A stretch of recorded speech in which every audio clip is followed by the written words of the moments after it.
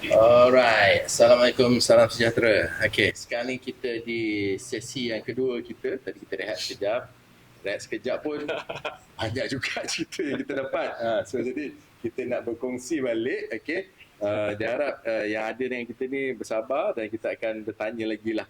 Okey, tadi kita dah sebut pasal reflect sebenarnya kita dah tahu orang yang reflect macam mana, okey. Dia ubah cara dia lah, gaya dia pun berubah. So dah nampak lah benda ni, okey. Katalah kita nampak benda ni, kita cakap ni macam betul ni sebab dia urusan dengan orang tu, urusan dengan orang ni kan. Kita awam ke contohnya, apa tu dia berusaha pula dengan mungkin dengan toke-toke, kita rasa kan. Kita rasa memang iyalah, okey. Macam sebagai orang awam ataupun yang nampak, sebenarnya apa tanggungjawab rakyat Malaysia ni lah sebenarnya. Adakah dia patut terus cakap report tengok salah pula ataupun bukti pun nak cek bukti pun tak jelas sangat. Macam mana tu? Tuan. Ni kita berkisah tentang pengadu lah. Ataupun whistleblower. Right. So whistleblower ni kita nak dengar tu. So how to blow the whistle? We don't want the whistleblower. But the thing is that the essence dalam whistleblower tu, apa intipati penting adalah kita refer kepada Seksyen 25 Akta SPRM. Akta SPRM 2009, Seksyen 25 mengatakan tanggungjawab untuk melaporkan transaksi rasuah. Wajib Wajib. So maksudnya, sekiranya orang itu terlibat dengan transaksi, bukan hearsay. Contoh, tuan dengar Syahrul ada minta rasuah ataupun terima rasuah daripada kakak dia. Yang tuan dengar ni daripada kakak tuan. Kakak tuan dengar daripada mak tuan. So dia ada level-level. Rentetan. So itu bukanlah satu aduan yang genuine kita katakan. So kita kena trace back balik, adakah benar apa yang dikatakan itu. So adakah dia memang betul-betul kita panggil aduan yang genuine ataupun ia hanyalah sekadar hearsay. Dan kalau cakap-cakap ni tak boleh pakai lah. Kita boleh dengar. Sebab itu sekarang ni zaman dah berubah. So itulah orang cakap fitnah tu berleluasa. So apa yang kita terima dekat dalam handphone media sosial semua tu, kita boleh baca, kita boleh lihat, kita boleh dengar. Tapi untuk kita percaya 100%, itu satu perkara lain. So kalau kata berbalik kepada isu rasuah tadi berkaitan dengan whistleblower, so tuan yang penting, kalau kata betul-betul lah ada maklumat, contoh, boleh amalkan 5W1H. 5W1H. Ni formula dia, 5W1H. Who, when, why, when. Dan yang satu lagi ni how. Sebab tu panggil 5W1H ataupun 5 wife, 1 husband. Formula ni biasanya di unit integriti kebanyakan agensi kita pakai. So apabila terima satu maklumat, kita cuba identify 6 komponen ini. Jika kita dapat identify, datang pula dengan bukti, then please you can always come to integrity unit ke ataupun kalau kata kita orang awam, kita ada MACC, kita ada banyak saluran aduan. Nak masuk website boleh, pakai kita punya ads pun boleh. Jika ada kenal mana-mana pegawai SPRM pun boleh, nak pergi ke pejabat SPRM pun boleh, nak pakai fax boleh, nak email boleh, nak call boleh. Sebagai orang awam ni lah, orang awam ni kan mungkin dia betul-betul ada maklumat tapi dia takut nak cerita. Dia macam alamak aku report kan, aku pula yang kena kan. Ataupun dah ada ni nak beritahu, adakah whistleblower ni dilindungi ke? Macam mana dia punya tu, nak yakinkan orang so datang bawa maklumat ni. Macam ni tuan, untuk pemberi maklumat. Sebab itu di Malaysia kita ada Akta Perlindungan Pemberi Maklumat, Akta 711, Akta Perlindungan Pemberi Maklumat 2010. So Akta 711 akan melindungi mana-mana pemberi maklumat yang memberi maklumat kepada agensi yang berkaitan, agensi berkuasa lah. Kalau bagi kepada SPRM, kita akan lindung pemberi maklumat itu. Dia takkan didedahkan dengan kita tak akan dedahkan dia. Takkan dedahkan dia. Jadi kita akan rasa selamat lah. So kita akan minta pengadu itu datang kepada kita akan daftar dia. Kalau kata tuan tahu maklumat tapi tuan nak datang dengan Tuan Syahrul sekali, dua-dua ni kita daftarkan sebagai pemberi maklumat. So kita lindung. So yang boleh lindung ni adalah agensi penguat kuasa sahaja. Kalau kata ada integrity unit di department ataupun integrity unit di kementerian ke dan sebagainya, kebiasaannya mereka tidak boleh lindung di bawah akta itu. Yang boleh lindung ni adalah agensi penguat kuasa. Penguat kuasa lah, kena pergi penguat kuasa. So jawapan kalau kata nak tanya adakah dilindungi, ya, kita lindung di bawah akta 711 tu. Okey, katalah lagi satu situasi. Katalah saya ni lah, okey. Tiba saya nak dapat satu kerja, saya bagi rasuah. Okey. Okey.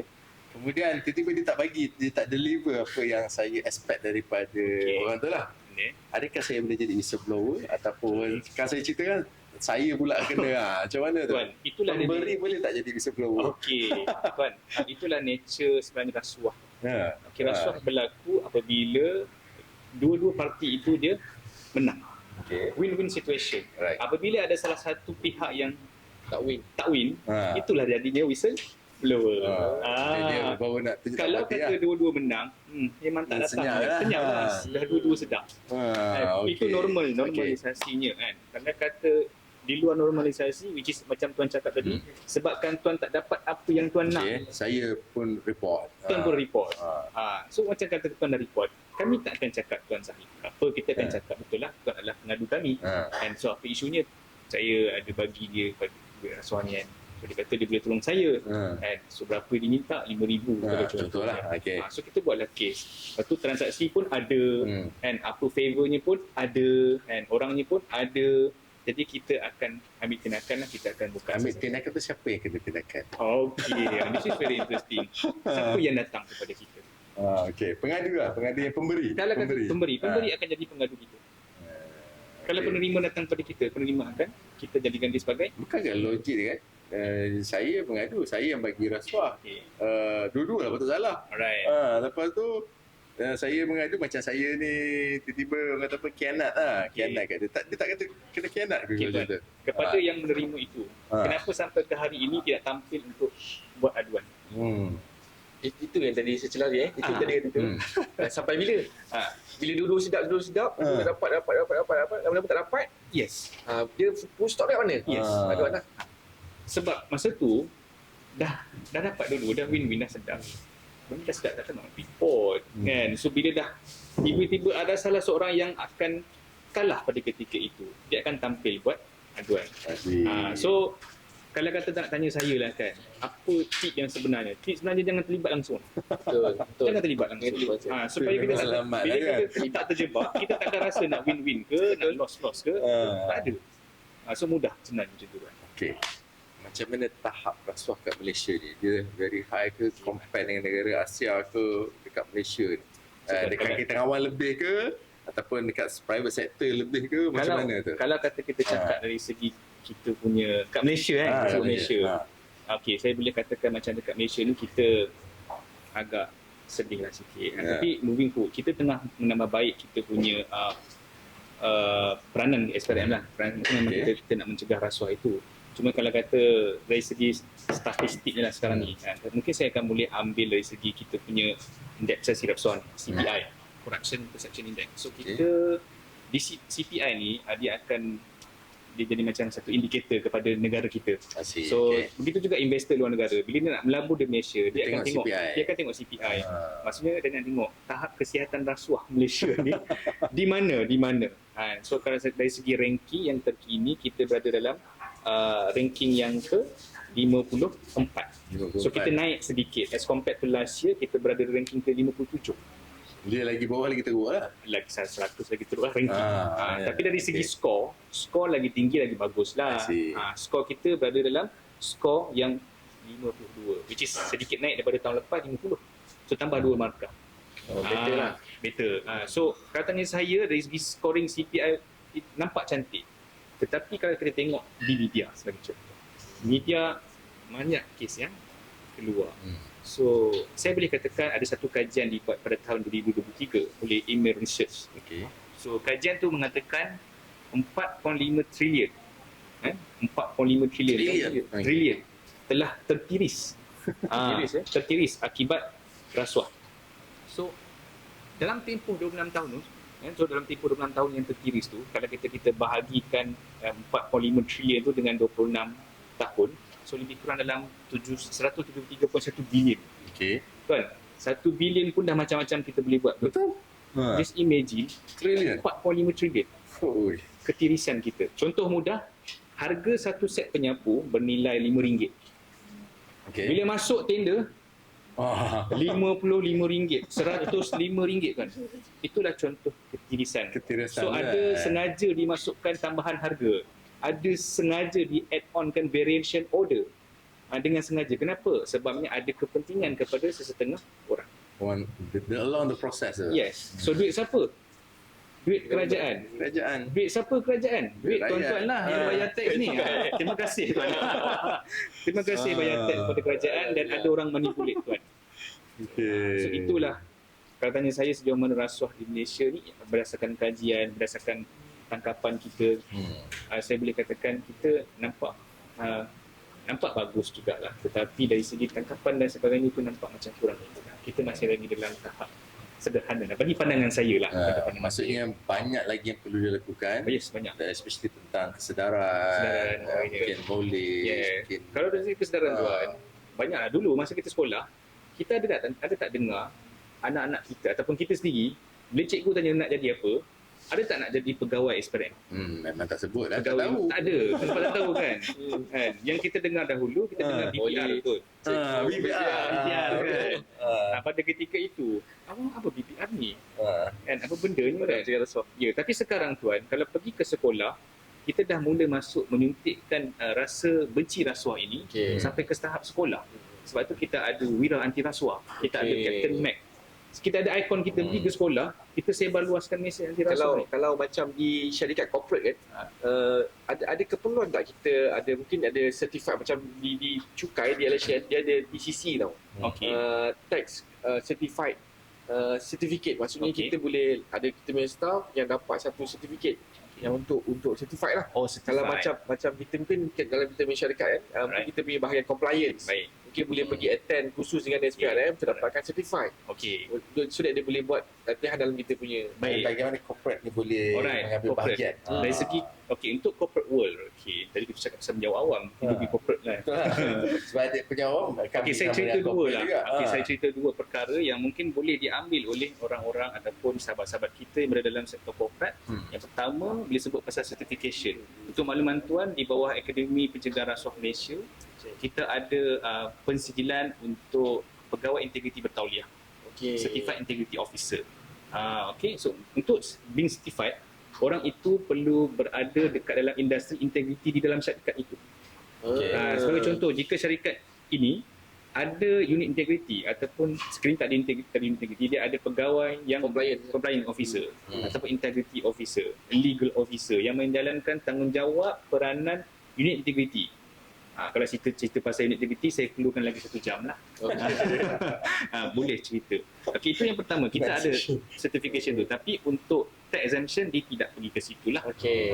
Yang ada hanyalah untuk tax exemption, mungkin sekiranya tuan ada buat program-program berkaitan dengan rasuah, buat program bersama dengan masyarakat, libatkan masyarakat, yang itu boleh, kita boleh bagi tax exemption.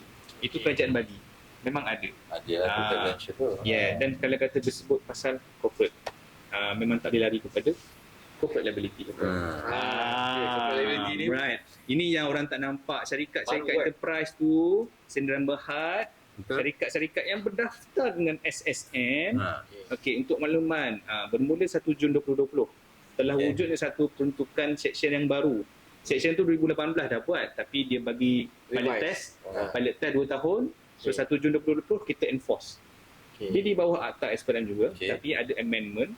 So 17A besar. Saya panggil 17A besar. So ataupun biasanya orang panggil 17 capital A di dalam Akta SPRM 2009. So nak menekankan tanggungjawab corporate supaya mencegah rasuah ni bukan diletakkan kepada tanggungjawab pekerja saja. Dia akan bermula daripada atas sampai ke bawah, dia turn from top. So dekat dalam corporate ability ni, dia menekankan bahawa sekiranya ada kaki tangan ataupun associate ni termasuklah agent yang menjalankan perniagaan bagi pihak tuan lah, bagi pihak syarikat, sekiranya dia memberikan rasuah kepada mana-mana penjawat awam, pegawai kerajaan sebagai contoh, untuk mendapatkan bisnes ataupun to retain business for your company. So orang yang bagi rasuah itu termasuk tuan sebagai pengurusan dan juga ahli lembaga pengarah boleh dikenakan tindakan. Walaupun kita tak tahu Yes. Walaupun kita tak tahu. Walaupun tuan tak tahu, yang bagi rasuah adalah kita punya ejen. Kan? Tetapi apabila kita siasat, kita dapati lah Syarikat ni. syarikat ni. So kita akan kenakan juga pertuduhan itu kepada syarikat. Syarikat mungkin akan didenda. Ahli lembaga pengarah pula besar kemungkinan akan dipenjara. Kerana liability itu telah tidak dilakukan. Dan walaupun tanpa pengetahuan Kau dia katalah tak kita boleh kan, staff kita kan, Ya, tuan. dia nak kadang-kadang dia nak dapat secure something Yes. apa, dia buat sendiri. Ya, of course, nak secure business tuan. Nak jaga KPI kan. Katalah lepas company mengetahui perkara tersebut, Right. company ambil tindakan dan memberhentikan dia. Membentikkan dia. Adakah liability tu masih lagi terikat pada syarikat tu? Liability itu adakah masih terlekat? Okey, kena ingat ini adalah undang-undang. Right? Sekiranya kesalahan itu berlaku sebelum 1 Jun 2020 ataupun saya boleh katakan sebelum lah kan. Okey, akta ini Sebelum ataupun enforcement lah. peruntukan section ini dia bukan bersifat retrospektif. Retrospektif ni benda yang berlaku sebelum enforcement itu, maksudnya kat sini tak boleh nak pergi. Tak boleh pergi. Katalah kesalahan itu berlaku pada 30 Mei 2020. Okey. So adakah boleh kita pakai peruntukan section ini? Tak boleh. Tak boleh sebab dia belum di 1 Jun ke atas. So walaupun dia dah berhenti kerja, sekiranya ada asas, kena ingat sign dia, transaksi itu berlaku atas nama dia bagi pihak siapa. So you have to be ready on that. Dokumen tidak boleh menipu tuan. Kena hati-hati. Dan kena ingat satu lagi tuan. Adakah pihak syarikat ataupun pihak korporat boleh melepaskan diri daripada peruntukan section ini? Jawapan ni boleh. Dia ada cara dia. Cara dia untuk mengelakkan daripada dikenakan tindakan ini, jadi sebab itu di bawah Jabatan Perdana Menteri telah keluar satu adequate procedures. So kena keluarkan satu tata cara yang mencukupi. Di dalam tata cara mencukupi itu mengatakan 5 komponen yang saya cerita tadi tu kan. Okey, komponen yang pertama T, top level commitment tuan. Okey. So top level Top commitment. management Ni lah. take note Take lebih note. Terus take note kita punya compliance, corporate compliance, tolong take note 5 komponen penting untuk memastikan kita selamat daripada Selamat selamat langkah selamat. But tak tahu, saya yakin juga usahawan kat luar sana pun tak tahu juga benda ni. Sebab especially orang yang baru bisnes kan. Betul tuan. Kalau kita nak dapat bisnes, Betul, tuan. so whatever cara dia buat je lah. Mungkin top management tak tahu, tapi anak buah kat bawah tu yang buat share yang diam. Betul, dia pun tak tahu. Betul. Pasal ada benda ni. Dia buat, dia rasa tak salah kita nak buat bisnes ni kan. So bila dia kena tangkap, rupanya top management pun kena Boleh sendiri. kena. So Boleh kena. 5 langkah ni make sure kita minta top management to record Right. supaya kita langkah-langkah berjaga-jaga. Betul. Selepas ni kita akan enforce dalam bentuk kita punya At least kita dah wawarkan Ya. lah. Dia kena tahu. Okay, Right. apa 5 Okey, perkara. tadi kita dah sebut T, top level Top level. commitment. Okey, Top level commitment, turn from the top. Okay, so benda ni. So apa peranan top level commitment ni? So kena sediakan bajet, wujudkan pegawai integriti, adanya unit integriti, so buat apa ni, ikrar janji dan sebagainya berkaitan dengan membenci rasuah. So benda-benda ni akan dibuktikan di mahkamah. So kita dapat tengok. Poster ke ada. Benda-benda macam tu. Yang tu jatuh bawah komponen lain tu. Oh, tu kemudian lain. Yang ni kita cakap pasal top level. top level commitment Top ni. level. Apa tanggungjawab pengurusan tertinggi terhadap pencegahan rasuah di tempat kerja ni? Okay, so top level commitment is done already. Okay. So untuk R pula. Dia nama komponen dia trust komponen. Trust. Trust. Kita ada flash, now kita ada satu lagi Tadi ada trust. flash ni so trust the flash. Trust the flash. Okay. Trust ada. Okay, so kita ada R. R untuk risk assessment. Risk assessment. Yes, Risk buat assessment. penilaian risiko berkaitan dengan rasuah di dalam syarikat ni. Kena ada buat. So basically kita panggil corruption risk management lah. So ataupun ada lagi macam-macam jenis ISO ada. So kalau kata boleh saya sebut, kita katalah kita buat certification di dalam anti bribery management system, ISO 37001 2025. Dan benda tu ada. So syarikat mungkin boleh apply tapi sedikit mahal lah. Dia buat. Tetapi kalau kata mampu boleh buat. Tetapi apa nak dikatakan dekat sini, kena buat penilaian risiko tu. Cuba bagi contoh, apa risiko yang melibatkan top level punya management? Apa risiko yang melibatkan middle management? Apa risiko yang melibatkan lower management? So apa risiko rasuah yang terdedah? Bagi contoh macam tadi, kalau kata kita tahu di ejen kita, risiko dia ada terdedah untuk dia bagi rasuah. Betul? Kepada mana-mana Dia orang. kena educate agent tu lah. Yes. Main jangan buat benda-benda rasuah ni. So bagi tahu lah. kena buatlah penilaian risiko. Penilaian risiko tu bukan dekat mulut, dia kena documented. Apa yang saya cakap? Yes. Apa yang saya cakap hari ini, komponen trust ni perlu documented. supaya nanti pembuktian di mahkamah tuan-tuan dan puan semua ada dah. Okay, so the risk assessment is done already. So you undertake control measure. Bila sebut undertake control measure, apa kawalan dalaman kita yang ada? Contoh, ada tak dekat dalam syarikat ini, polisi menolak rasuah, polisi tiada hadiah, whistleblower polisi, and conflict of interest polisi. So itulah dia undertake control measure. Kita ada langkah kawalan dalaman yang diwujudkan oleh syarikat ni sebagai satu dokumen. Kita bagi tahu kepada kaki tangan kita, tolong kita tak amalkan conflict of interest, kita tak amalkan hadiah, kita tak amalkan sebarang bentuk sponsor dan sebagainya. Alright, so kita dah ada undertake control measure. Now, kita ada systematic review. So bila kita dah wujudkan segala macam aspek ini, so adakah kita review dan juga kita enforcement sikit lah. Kita cakap kita akan ambil tindakan tertentu kepada mana-mana kaki tangan yang terlibat dengan rasuah. Ada tak kita buat? Ke hanya sekadar dokumen sahaja? So dia tu buat systematic review tadi. So dah buat polisi ada tuan. Tahun bila punya polisi? Tahun 1995 punya. Dah tua berjanggut dah sekarang. So kena review. So ada tak tindakan review tu sekiranya masih lagi baru, it's okay lah. Kita faham. So last yang paling penting, training and communication. Apa yang kita buat hari inilah kan. Alhamdulillah. So ni kita dah kira ada panggil yang terakhir. Masalah dia ribu. Dia start dari belakang ni kan. Kita panggil lah. So macam hari ni contohnya. Ada kita tahu. Kita macam nampak top level dah cover. Now saya berada bersama dengan top level. Hujung itu pula ada training. Sudah cover hujung-hujung. Kita kena cantikkan dengan yang tadi tu lah. Review S dia tinggal. Kita minta top management dah record. It's okay. Boleh Google saja educate procedures. Educate procedures. Ada dikeluarkan. Garis panduan tata cara mencukupi dah dikeluarkan pun. Kita dah keluarkan supaya memudahkan syarikat. First time saya dengar ejen buat hal pun. Yes. Yang saya pun tak pernah contoh kita tak tahu apa-apa tiba-tiba kita panggil dia panggil sekali ejen kantoi sekali kita tahu kau buat macam ni you all tak boleh ignorance tak boleh ignorance sebab pertukaran seksyen dah ada.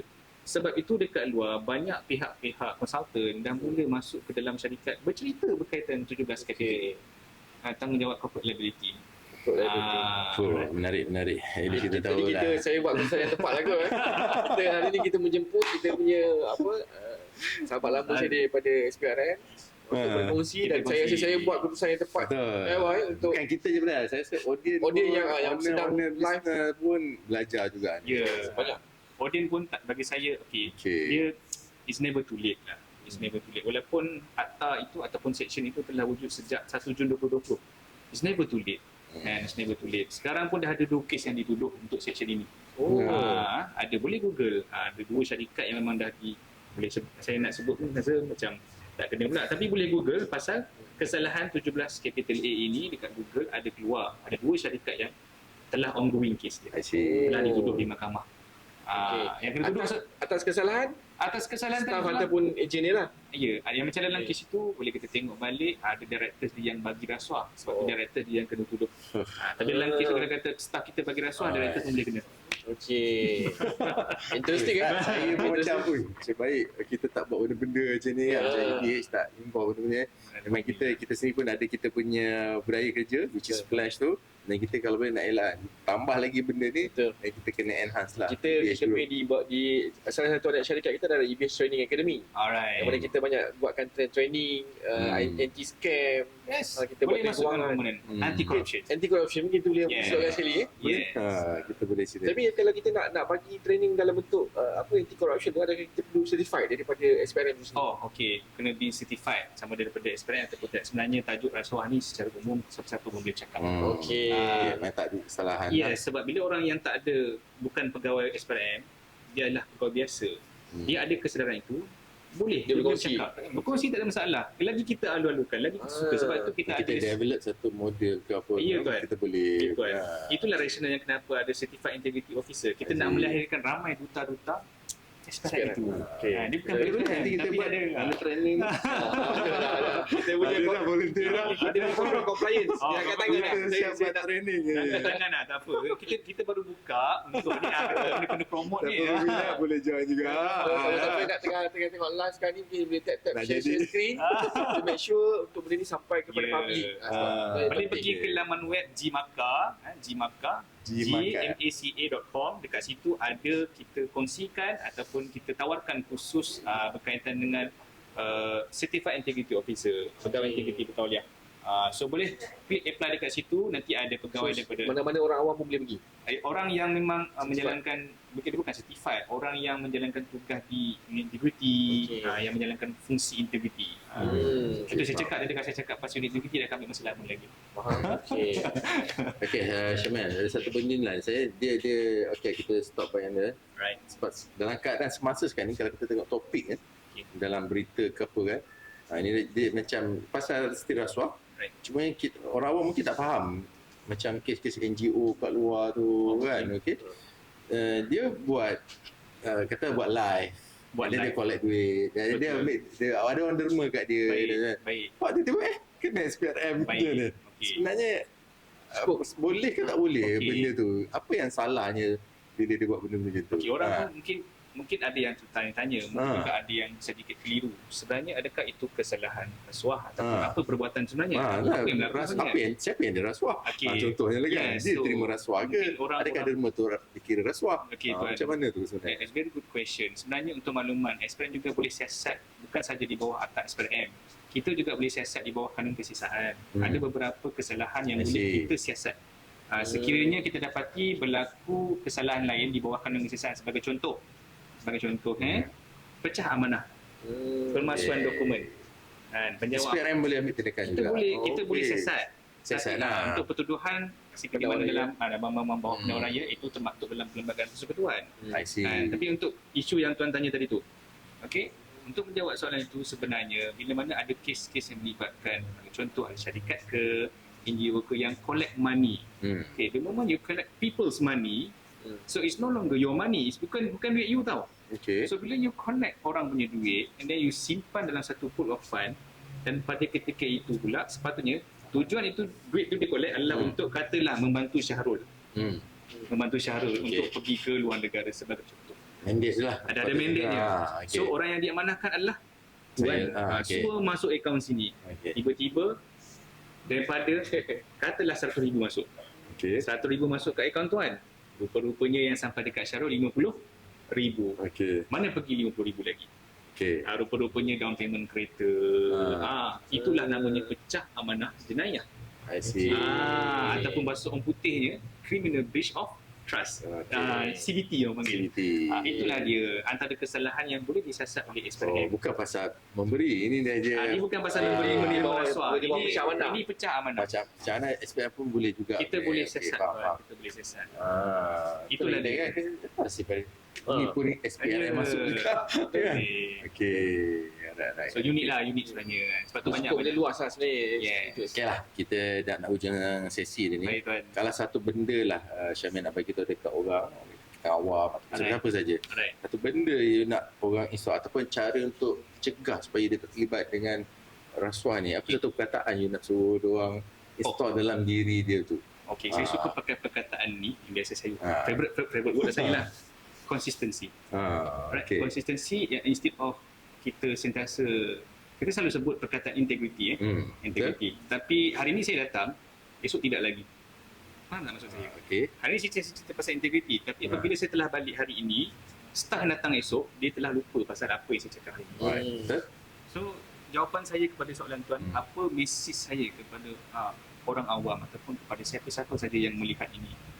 Selalulah konsisten dalam melakukan integriti itu. Berintegriti kita faham, integriti bermaksud apa dia? Yang mudah yang selalu kita dengar, to do the right thing even when no one is watching. Betul. Buat benda betul, tak ada orang tengok. Tetapi how consistent are we in maintaining the integrity value? tu. Okay. Yang integrity depan tu apa kata dia kan? Dia start dengan I kan? I.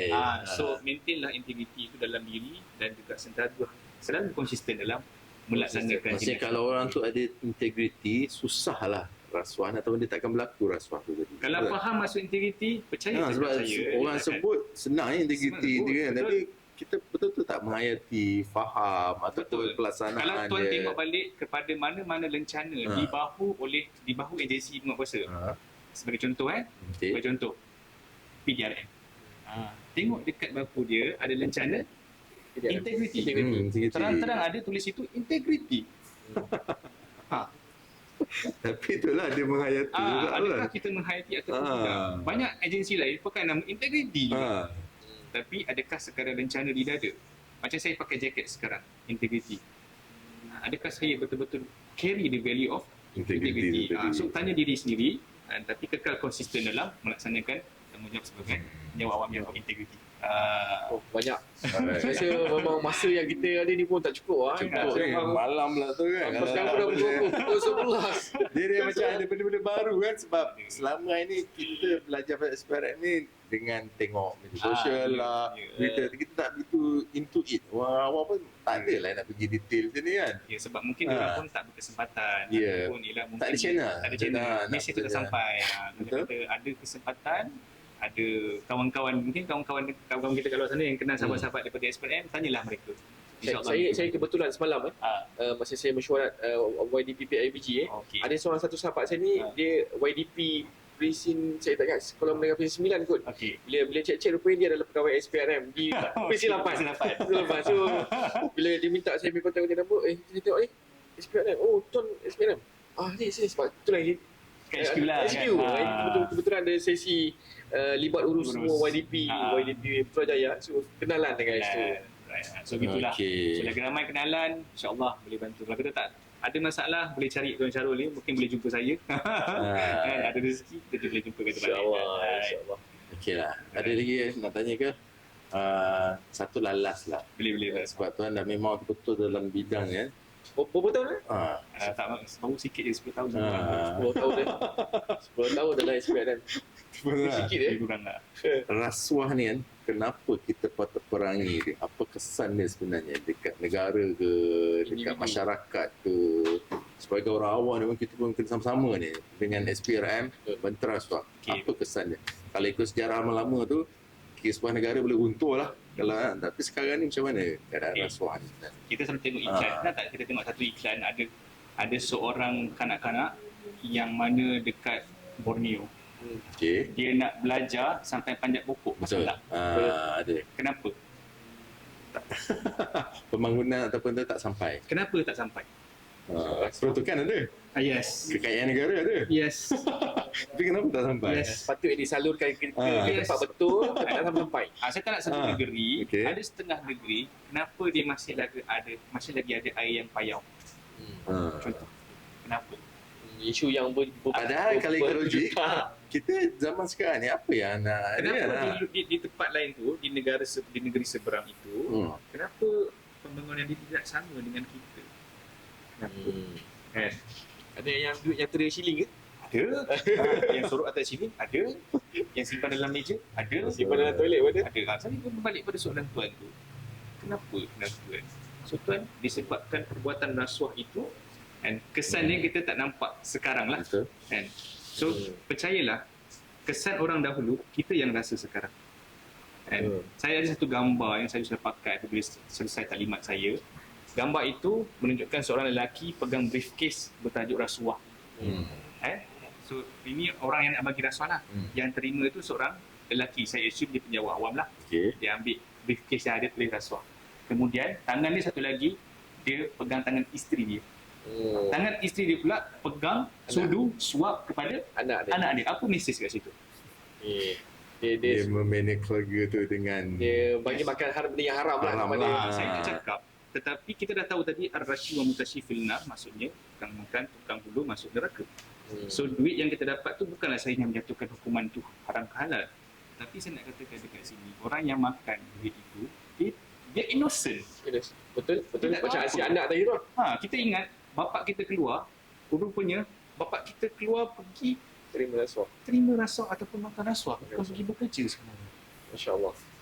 Dan kesan dia kepada anak kita, cucu cicit tuan, dia mengalir dalam darah kita tuan. generasi Macam mana terrosak. cuci tuan? Kalau ada mesin boleh cuci darah yang mengalir berkaitan dengan Masya rasuah, Allah. kita belilah mesin tu rasanya kan. Kan? Mana macam Kita nak beli lah. mesin dialisis. Mudah-mudahan keluarga kita, anak-anak kita terhindar, Kita tak terlibat. Kita biarlah susah payah. Ya. Betul. Walaupun janji hasil titik peluh kita, okay, kita tak rasuah orang, kita ambil hak orang.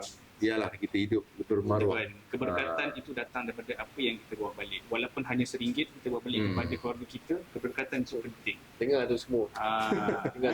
Kita Betul. cuba sebab kerja dan sebagainya, itulah dia keberkatan. Setuju. Ni katalah rasuah banyak tapi tak cukup.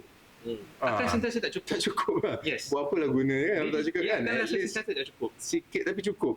Cukup lah. Sikit tapi cukup.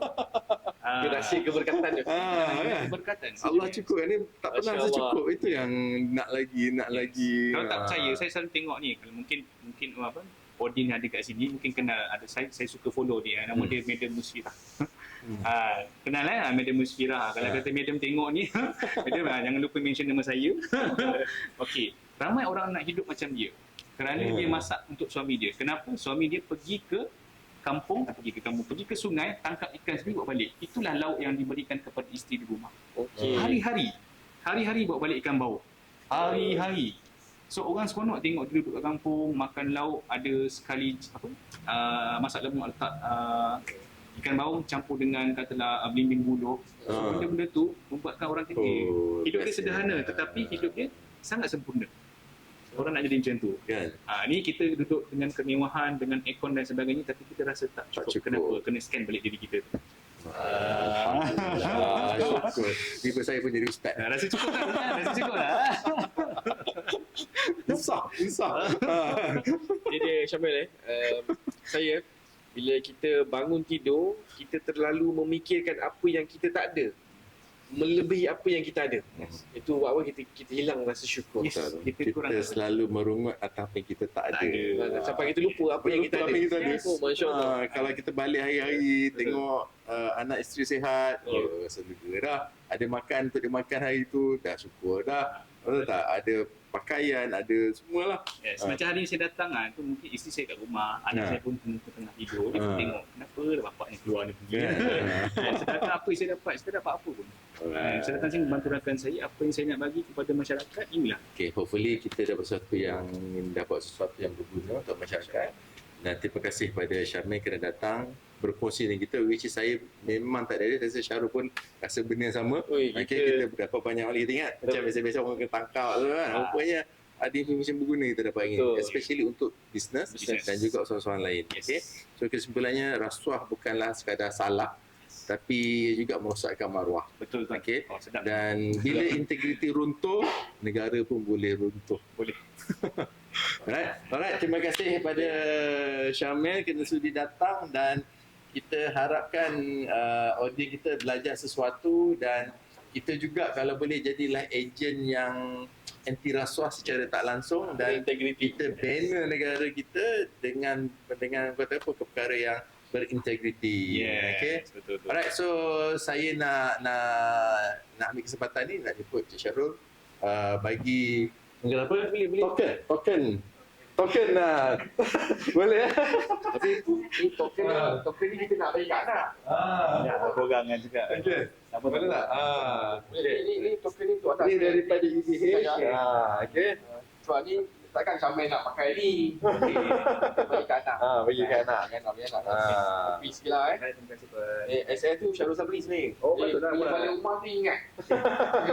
Baik. Terima kasih Dan. Bila balik kat anak tu kan. Okey. So, Alright. Okay.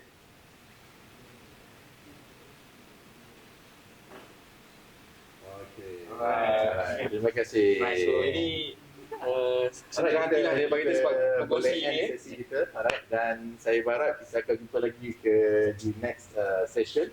Kita ada topik yang 5 minit. Minggu depan apa topik Minggu dia? depan kita akan bawa pula seorang yang berpengalaman dalam debt collector. Sebagai debt collector. Debt collector sebab dia ada cerita dia pula. So kita selalu tak dengar, kita dengar satu pihak kan. Kali kita dengar pula daripada debt collector pula macam mana dia berurusan dengan orang ramai. So stay tune.